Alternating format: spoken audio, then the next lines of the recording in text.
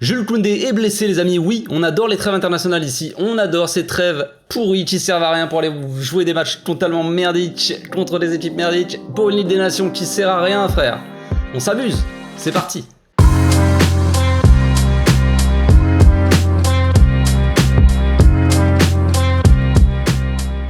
Au passage, n'hésitez pas à vous abonner, liker et commenter, c'est le meilleur moyen de me soutenir et ça fera plaisir à tonton. Mon premier débrief de l'équipe de France dans l'histoire du café, bah oui, on change un peu les amis, on change des habitudes, là c'est la trêve, on se fait chier un petit peu, voilà le Barça ne joue pas, donc j'avais dit que je ferais des débriefs, donc là ce soir il y a le débrief de l'équipe de France qui va sortir et le débrief du match des Pays-Bas, je ne sais pas ce que ça va donner les gars, c'est la première fois que je regardais deux matchs en même temps, donc tu vois le délire un peu, tu vois la complication, donc voilà, je me suis chauffé, mais c'est parti, on y va, on a mis notre t-shirt les gars, champion du monde 98, Comment faire autrement? Enfin bref, donc ce match-là était compliqué, voilà, vous comprenez bien, moi c'est pas une équipe que j'apprécie plus que ça, l'équipe de France, hein, c'est un peu compliqué, la façon de jouer de cette équipe-là ne me va pas, ne me convient pas, voilà, vous l'avez deviné, vous qui regardez le Barça, voilà, vous regardez l'équipe de France juste pour soutenir peut-être, hein, mais quand tu veux voir du beau jeu, frère, tu regardes pas l'équipe de France, c'est tout, c'est comme ça n'a rien de méchant, c'est la réalité, c'est tout. Enfin bref, ce match-là était un peu compliqué, on a eu une première mi-temps assez pauvre en termes de jeu, les gars, c'était compliqué. Alors oui, il y a eu une bonne connexion dans ce match-là. Giroud, Mbappé, on va y revenir parce que le grand Olivier Giroud, l'immense Olivier Giroud, les amis, est revenu en équipe de France et encore une fois, il a claqué un but. Et oui, normal frère. Olivier, c'est la famille, Olivier c'est le centre, de toute façon les gars, moi je soutiens Olivier Giroud, je ne comprends pas pourquoi Deschamps ne l'avait pas appelé, parce que tu fais revenir Benzema alors tu dégages Giroud, ça n'a aucun sens. Giroud en sortie de banc, il peut être très bon aussi. Encore une fois, Giroud a prouvé qu'il pouvait être très bon avec l'équipe de France, frère. Et oui, il a prouvé aussi qu'il pouvait bien combiner avec Mbappé. C'est un peu le point positif dans cette attaque de l'équipe de France, c'est les combinaisons entre Giroud et Mbappé. Donc bref, on va revenir un peu sur l'équipe en elle-même, un peu tous les joueurs qui la composent. Il y avait quand même pas mal de nouveaux.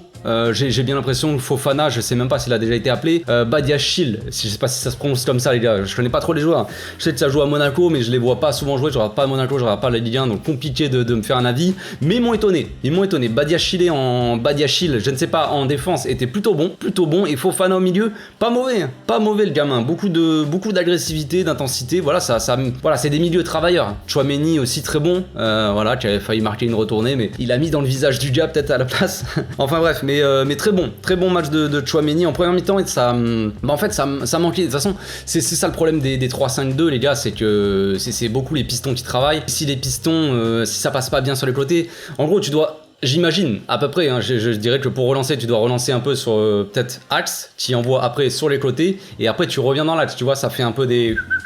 Donc voilà, et le problème c'est que une fois que ça allait au milieu un peu en attaque, c'était pas assez bon dans les petits espaces, ça combinait pas assez bien, même si Giroud et Mbappé ont fait un bon match tous les deux, tout ça ne combinait, il manquait quelque chose quand même, Griezmann n'a pas été catastrophique, ça lui a dû faire le bizarre de commencer un match, il s'est dit titulaire, oh là, je rentre pas à la 75e frère, ça me fait bizarre, bah oui tu m'étonnes. Donc voilà, franchement, ce que je retiens de cette première mi-temps là, c'est la catastrophe frère, Koundé est blessé, Osistio au jambier je crois, Ischio de la jambe gauche, donc c'est magnifique, c'est encore une bonne nouvelle ça les gars, sachant qu'aux Pays-Bas les gars, Memphis est blessé, Frenkie je crois pas qu'il est blessé mais il est sorti à la mi-temps, donc voilà, et c'est encore une fois une catastrophe hein. Cette trêve là, à chaque fois qu'il y a la trêve les gars, on a des blessés. Moi j'ai eu peur, je vous avoue, je voulais pas que Dembélé rentre sur le terrain, je me suis dit Dembélé s'il rentre frère, il va se blesser et ça va être une catastrophe pour nous. Bon, il est rentré 15 minutes, il a joué en faux 9 à la place de Griezmann, frère, numéro 10, faux 9, j'ai pas compris. Faudrait que Deschamps m'explique un peu ses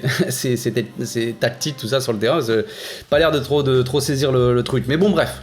C'est pas grave. Première mi-temps donc, c'était compliqué dans le jeu, on a eu une équipe en face qui était un peu inexistante, hein. Je veux dire l'Autriche c'est un peu les plus faibles, mis à part l'équipe de France, c'est l'équipe la plus faible dans ce groupe-là. Donc on a dû attendre la deuxième mi-temps pour se réveiller un petit peu, parce que je vous avoue que c'était complexe. Donc deuxième mi-temps, un peu plus intéressant, évidemment, contre-attaque. D'ailleurs, petite chose à noter, cette équipe de France, les gars, ce n'est pas normal ce qu'ils font. Normalement tu marques un but, tu te mets un peu en sécurité on va dire, tu mets un petit but, et après les mecs en face ils commencent à attaquer, à se réveiller peut-être un peu, et après tu les tues en contre-attaque. C'est pas l'inverse. L'équipe de France frère, s'il n'y a pas de contre-attaque, il n'y a rien, il y a nada frère, ils jouent qu'en contre-attaque les mecs. C'est dégueulasse. Une fois que ça doit construire un peu les actions, combiner tout ça, c'est direct, c'est beaucoup plus compliqué. Alors peut-être qu'en face, ils ont mis le bus ou tout ça, ok, je veux bien le concevoir. Ok, j'ai l'habitude de débriefer le Barça, tout ça. Donc je sais que c'est pas la même équipe, mais quand même, les gars, vous avez des joueurs de ballon. Mbappé, c'est un joueur de ballon. Griezmann, malgré tout ce qu'on peut en penser ou tout ce qu'on peut en dire, ça reste un joueur de ballon. Giroud, bon, c'est pas un mec qui tatine la balle, mais frère, il peut être intéressant sur les centres, des buts de la tête. D'ailleurs, c'est ce qu'il a fait. Donc voilà, il y a des possibilités avec cette équipe-là. Tchouaméni, c'est un bon passeur aussi. Les mecs jouent que en contre-attaque. Ils envoient tout sur Mbappé, frère. Et voilà, c'est un peu, j'ai l'impression de voir le Real Madrid, tu vois. Les mecs, ils envoient tout sur Mbappé. Vas-y, frère, cavale. Alors le mec, il cavale et après, si ça passe, ça passe. Si ça passe pas, il y a rien en fait. C'est ça le problème. Ça manque d'options. Cette équipe de France, elle manque d'options. Ça joue tout sur Mbappé. Si Mbappé, le gars, n'arrive pas à s'en sortir, il y a rien. Il n'y a rien. Donc avec de la chance, j'ai envie de dire, enfin la chance pas vraiment, mais on a enfin marqué en deuxième mi-temps, donc contre-attaque contre-attaque lancée par je sais plus qui, mais Giroud à la balle au centre, il lance Mbappé, donc encore une fois la connexion, j'ai envie de dire Giroud-Mbappé. Mbappé qui part seul en fait, hein. Genre il y va, il fait un crochet, deuxième crochet, il résiste au pressing, tout ça, il frappe au milieu des cages, le goal, vas-y frère, mets le but. Donc 1-0, c'est magnifique, du grand art, j'ai envie de dire, du grand football. Donc après le premier but, évidemment, c'était un peu plus facile pour cette équipe. Voilà, ça jouait un peu plus, on a tenu le ballon. Après, les mecs arrivaient plus, ils faisaient que de défendre. L'équipe de France avait totalement le ballon.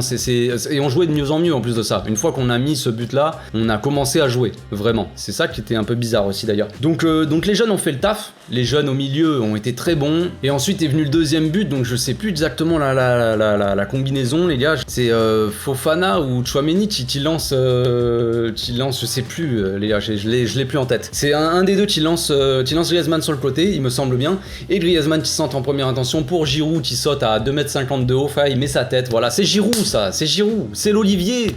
Le grand Olivier qu'on veut, frère. Et oui, tu lui fais un centre sur sa tête, il te met le but, c'est tout, c'est réglé. Il n'y a pas besoin de taquiner pendant 3 heures la balle. Giroud, ça reste un buteur. Ça reste un buteur. Il est à un but du record de Thierry Henry, les amis, c'est pas rien. On a beau se moquer de Giroud, les fans de Benzema, ils ont beau se moquer de Giroud, ouais, machin. Je suis d'accord, Benzema est un meilleur joueur de football.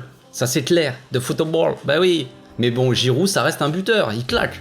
Il claque, à chaque fois, chaque match de l'équipe de France, les mecs, ils jouent, ils marquent, c'est tout, c'est comme ça. Alors oui, on va me dire, en Coupe du Monde 98, enfin ça va. En 2018, il a pas claqué un but, je sais, mais il a joué pour l'équipe. Et là, encore une fois, il a bien combiné. Il y a eu des petites combinaisons avec Griezmann, avec Mbappé, à un moment, des 1-2, tout ça. Et ça, c'est quelque chose qui fait bien aussi, Giroud. Voilà, c'est un mec, un bufflet devant, voilà, le mec est physique, il est costaud, il résiste au pressing, il peut jouer en remise. Dégagement, tu lui envoies sur la tête, il te fait une petite remise. Ça, c'est intéressant. C'est le Giroud aussi qu'on connaît, on va dire. Mais il y a aussi le Giroud qui sait bien combiner, qui sait mettre en évidence ses coéquipiers, tu vois. Il joue pas perso, tu vois. Il sait lancer, il sait faire des 1-2, voilà. Il a tenté dans ce match-là, c'est pas passé, il n'y a pas eu de but. À un moment, il fait un 1-2 avec Mbappé. Mbappé, je sais pas, il arrive devant le goal, je sais pas s'il fait, il a pas envie de marquer. Après, il y a un autre 1-2, vite fait, il fait une tête pour Griezmann, c'était pas loin, mais le défenseur, il intercepte. Bref, il y a eu des choses intéressantes. Voilà, moi ce que je retiens, c'est que Giroud, s'il n'est pas appelé en Coupe du Monde par Didier Deschamps, c'est un scandale, c'est un grand scandale. Après, voilà, j'ai eu des petites critiques dans le jeu, j'ai envie de dire dans les petites combinaisons, des fois ça manquait, même si ça combinait bien, ça manquait de technique devant peut-être, ou de création, on va dire, parce qu'on a quand même 2 milieux en double pivot qui sont des milieux récupérateurs principalement. Tchouaméni, il a une bonne qualité de passe, tout ça, ok, mais il est dans une zone assez reculée, et devant ça manque un peu de mouvement, peut-être de créativité, et c'est là que Benzema il fait du mal, son absence fait du mal. Donc évidemment peut-être qu'avec Benzema ça aurait été plus intéressant, plus sympa, plus facile on va dire au milieu de terrain. Il devrait être là pour la Coupe du Monde normalement Benzema. Si Paul Pogba arrête ses marabouts, je sais pas qui là frère, ça me fatigue. L'équipe de France frère, il y a 300 blessés, c'est trop. Donc voilà, on va s'arrêter là les gars.